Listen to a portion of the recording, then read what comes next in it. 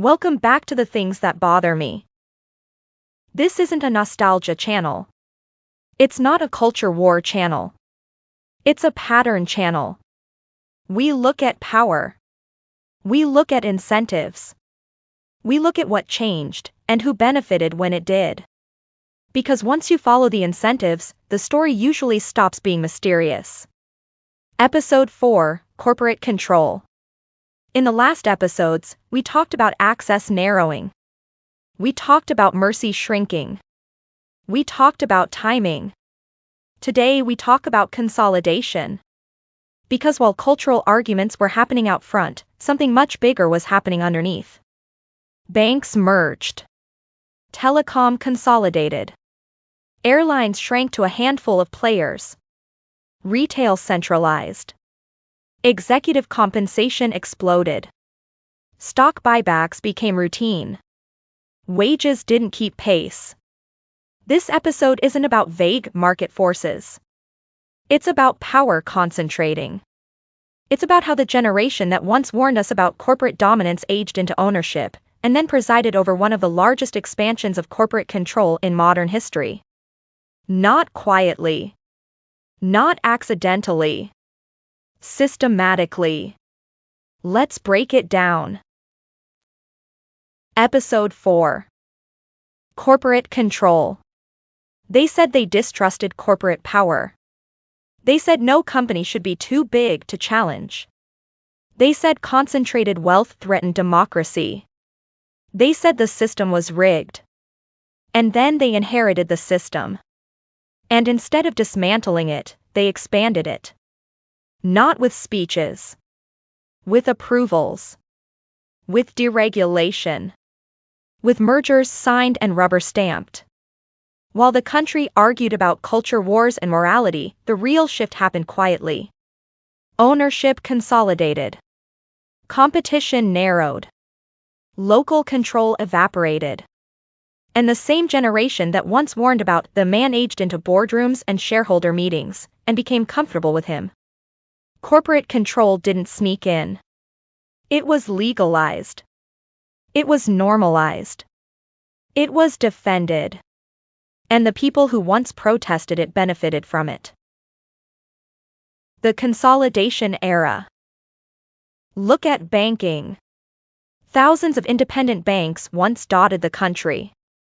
Then deregulation accelerated interstate expansion. Glass-Steagall, the firewall between commercial and investment banking, was repealed in 1999. Banks merged into giants. J.P. Morgan grew through absorption. Bank of America swallowed competitors. Institutions became too big to fail. And when failure came in 2008, they didn't collapse permanently. They were stabilized. Consolidation didn't reverse. It intensified. Power concentrated further. Look at airlines. Dozens once competed nationally.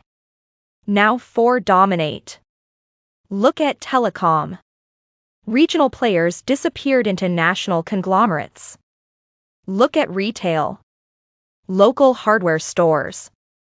Local grocers. Local pharmacies. Replaced by big box chains and digital monopolies. That wasn't the invisible hand. That was the visible signature. Approved. Defended. Normalized. The executive pay explosion. Now let's talk about the signal. In the 1960s and early 70s, the average CEO earned roughly 20 to 30 times the pay of a typical worker. Still unequal. Still hierarchical. But not detached from reality. By the 1990s, that ratio crossed 100 to 1. By the 2000s and 2010s, it regularly exceeded 250 to 1. Sometimes 300 to 1 or more. 300 times the compensation. Did CEOs become 10 times more productive? Did they suddenly create 10 times more value individually? Hell no!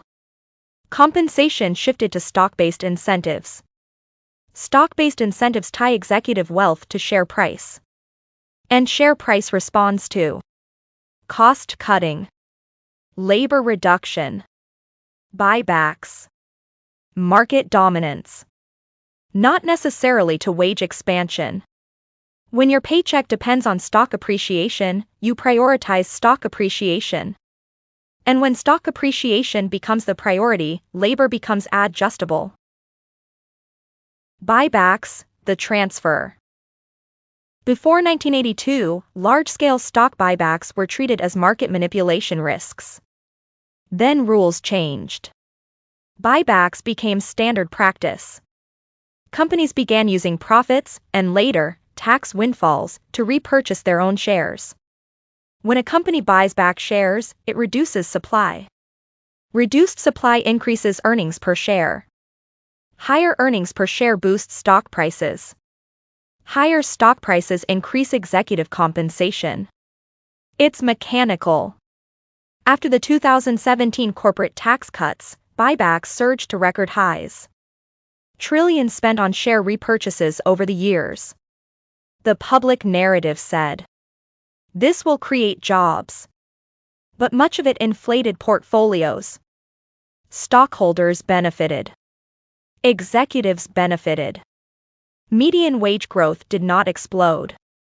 Money that could have strengthened payroll often strengthened share price instead. That isn't a conspiracy. That's incentive alignment. Wage stagnation and asset inflation. Productivity rose. Corporate profits rose.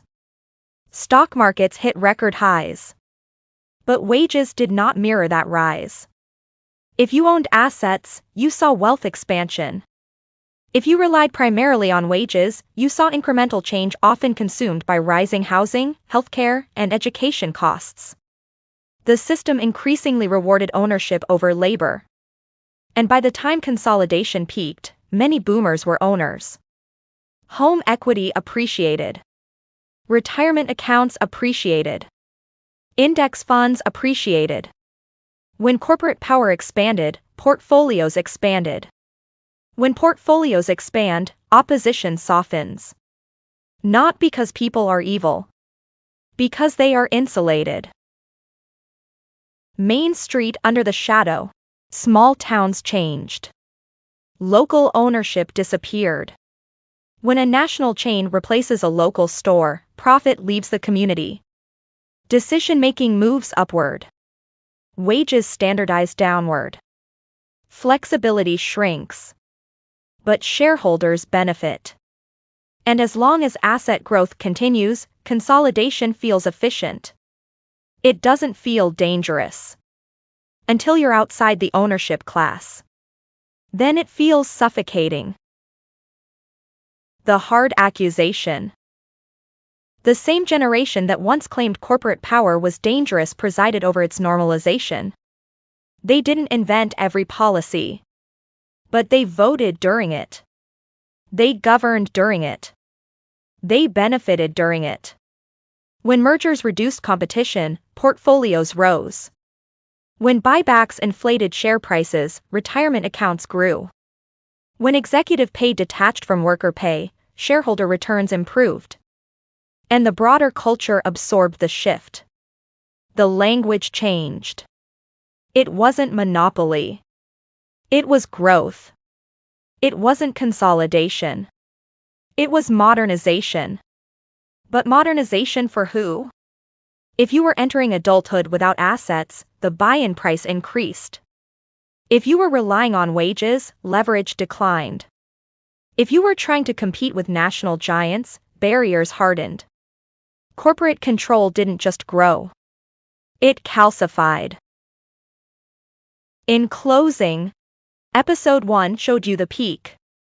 Episode 2 showed you the ladder lifted. Episode 3 showed you mercy narrowed. Episode 4 shows you the consolidation of power. Banks became giants. Airlines became oligopolies. Telecom narrowed to pipelines. Retail centralized. CEO pay ratios exploded. Buybacks surged. Stock prices soared. Wages lagged. And through it all, the same generation that once distrusted corporate dominance aged into benefiting from it. They feared concentrated power when they were outside it. They normalized it when they were inside it. That's the shift. This wasn't fate. It wasn't inevitability. It was tolerance shaped by self-interest. When ownership becomes your primary identity, you protect ownership. When portfolios rise with consolidation, consolidation feels justified. When executive compensation detaches from worker compensation, the gap widens, and the latter becomes decorative. Corporate control didn't happen in spite of them. It happened during their watch. And largely, it happened without serious resistance from the generation that once promised to resist it.